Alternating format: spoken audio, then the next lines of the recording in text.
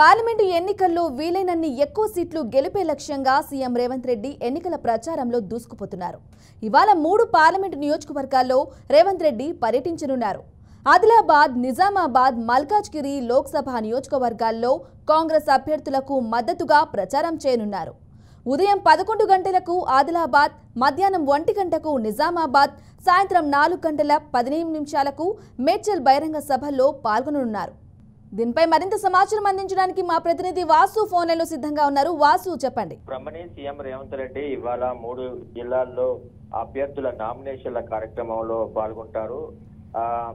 ప్రధానంగా ఉదయం 11 గంటలకు ఆదిలాబాద్ నియోజకవర్గంలో జరిగే నామినేషన్ల కార్యక్రమం, పార్టీ అభ్యర్థి ఆత్రం సుగుణ నామినేషన్ కార్యక్రమంలో పాల్గొని అక్కడే స్థానికంగా ఏర్పాటు చేసిన బహిరంగ సభలో మాట్లాడతారు. అట్లాగే నిజామాబాద్ లో మధ్యాహ్నం 1 గంటకు పార్టీ అభ్యర్థి జీవన్ రెడ్డి నామినేషన్ కార్యక్రమంలో పాల్గొని నిజామాబాద్ లో ఏర్పాటు చేసిన బహిరంగ సభలో రేవంత్ రెడ్డి మాట్లాడతారు. అట్లాగే సాయంత్రం 4:30 గంటలకు మేడ్చల్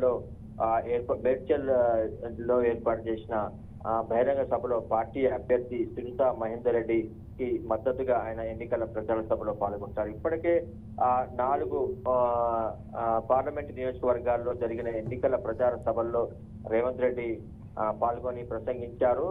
ఆయన మహబాద్, మహబూబ్ నగర్, మెదక్, నిన్న భువనగిరి నియోజకవర్గం, పార్టీకి సంబంధించిన 17 నియోజకవర్గాల్లో అభ్యర్థుల నామినేషన్ కార్యక్రమంలో స్వయంగా రేవంత్ రెడ్డి ఉన్నారు.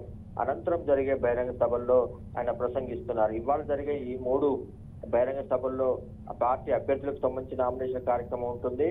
అట్లాగే మేడ్చల్ నియోజకవర్గంలో బహిరంగ సభలో ఆయన పాల్గొని ప్రసంగిస్తారు. నామినేషన్ కార్యక్రమంలో ఆయన పాల్గొనట్లేదు.